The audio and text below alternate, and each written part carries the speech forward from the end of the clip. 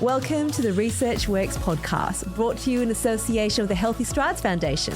Your hosts are Dr. Dana Poole and Dr. Ashley Thornton, and we're here at the AusACPDM conference in Cairns, Australia, to interview world-leading researchers, clinicians, and people with lived experience to support your practice in being more evidence-based.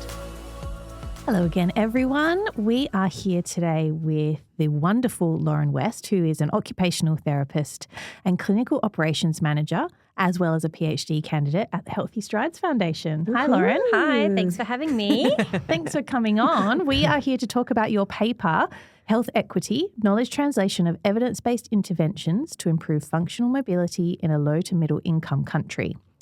It's a pretty cool title, I would say. It is a very cool title, and I'm really excited to learn a little bit more about this paper. Sure. Cool I work. can talk about it. Well, given that kind of title of a paper, tell us, where did this come from? Like, what inspired you to even do this work? Yeah, I mean, it's a great question. I think just being inspired on a day-to-day basis in what we do here in Perth, in Western Australia. I absolutely love what we do here and fully believe and invested in it.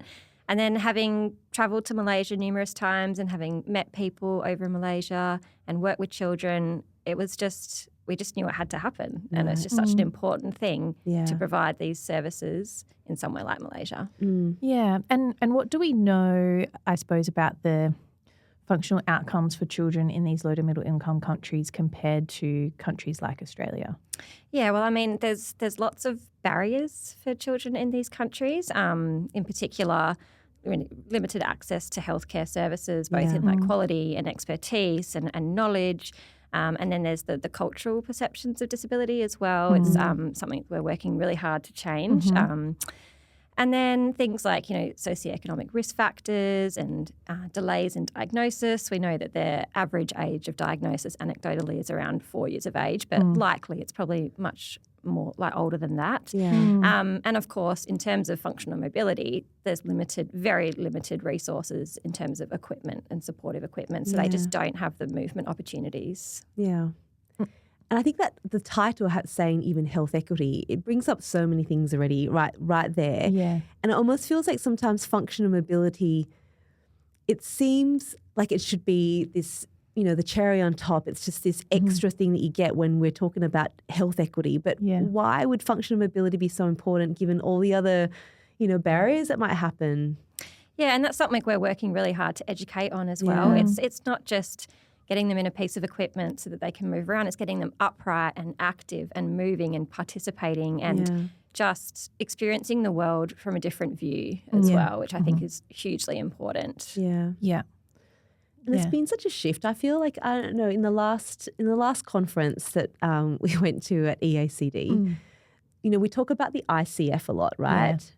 And there was this shift, and I love how Professor Bernard Dan sort of said it. He's like, we have these models and they're great, 2001, we've got the right language, but now let's look at different kind of models and look at it from a human rights perspective. And then suddenly everything changes once again when you look at it from a human rights perspective.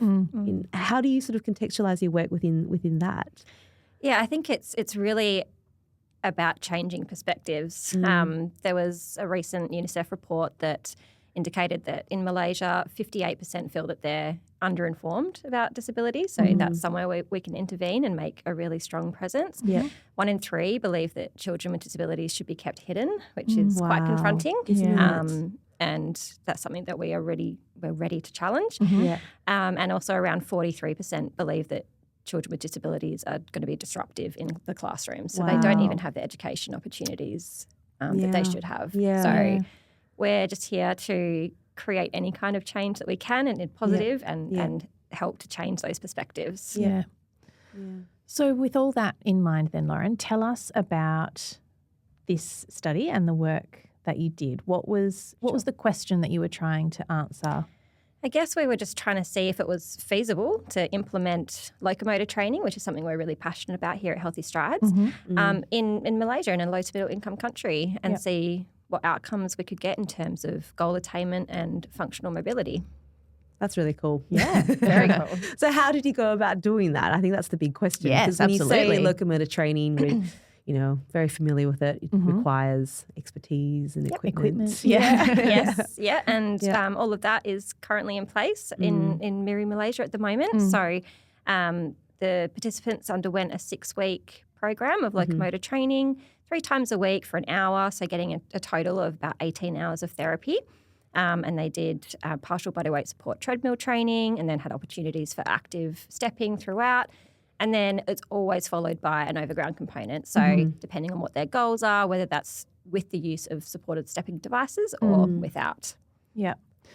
And just coming back to the training component, because I'm thinking, if we're talking about knowledge translation and making sure that what you're implementing over there is something that's sustainable, how do you overcome some of the language barriers? Like, I'm assuming that English is a second or maybe even third language for the people that you're training over there. Yes. Perhaps you don't speak the language. Yep. How do you overcome those kinds of things? Yeah, that's a great training? question.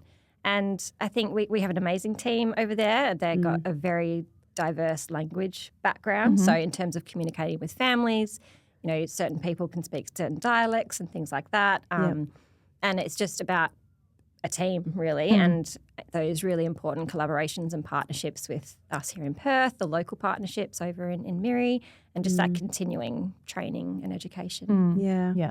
I mean, that sounds a whole lot like another buzzword in research is co-design, right? I feel like I see co-design everywhere. Yeah.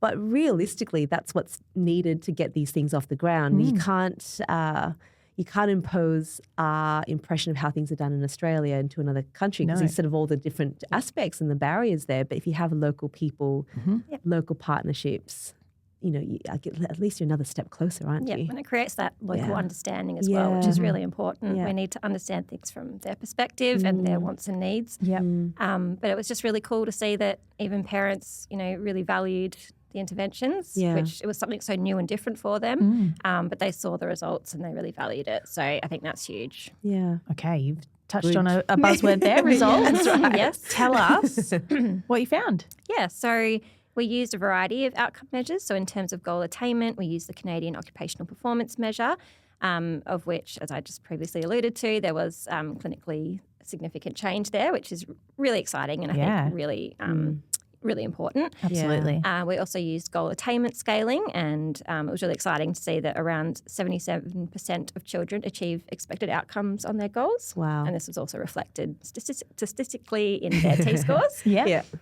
And then in terms of functional mobility, we used the 10-metre walk test and the 6-minute walk test. And the 10-metre improved on average by about 20 seconds, or a reduced time in walking speed, which is really cool. And walking endurance is reflected by the 6-minute improved as well. Gosh.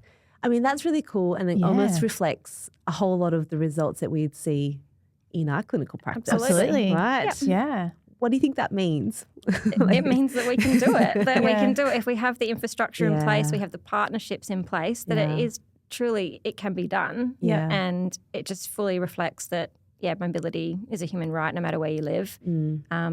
We just need to get the word out there and the training and the expertise out there, and it can be done. Yeah. And I think, back to your point earlier, Dana, and what Professor Bernard Dan was talking about, the ICF and frameworks like this are amazing and really important guides for us to develop and implement interventions. But sometimes we get stuck in the framework. And, for when we're talking about health equity, I feel like sometimes it's just a matter of, safely and with the right training and resources, but we've just got to do it. We do. Absolutely. Yeah, I think so. And look, how many times have we spoken on this podcast now in the, 160, 70 episodes, we talk about mobility and movement and the importance of exercise. And, I know I've seen before in children in Malaysia, they would often just be lying on the ground because they don't have any equipment. Yeah. So they don't have wheelchairs. You can see their body posture change as a result of gravity.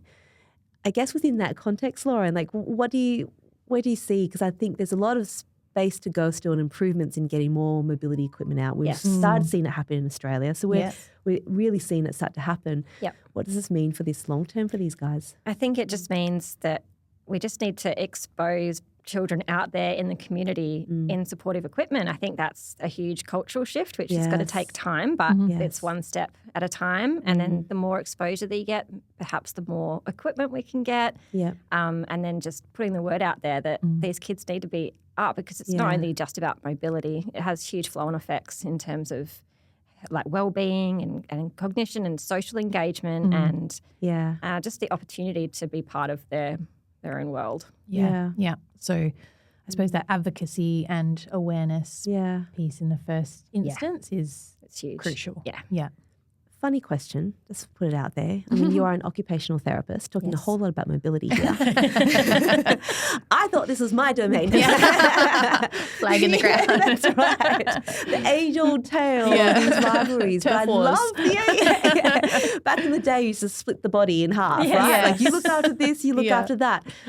Talk to me about that, because it's pretty cool that as an OT, your perspective in going into the space and looking at this is going to give another perspective altogether. But what's that like for you? Yeah, I mean, I think it's incredible to have the opportunity to wear so many hats and to not just look at things in isolation. I think that's the key point. OT is all about participation and engagement, and this is what facilitates that. And when you think about that kind of context as well, it's almost, I don't know, it almost can seem like a luxury, particularly when you're in Australia. You can have a speechy and an OT and a physio, and you can have all these different disciplines. But when you're talking about the different barriers, you talked about expertise in places like Malaysia.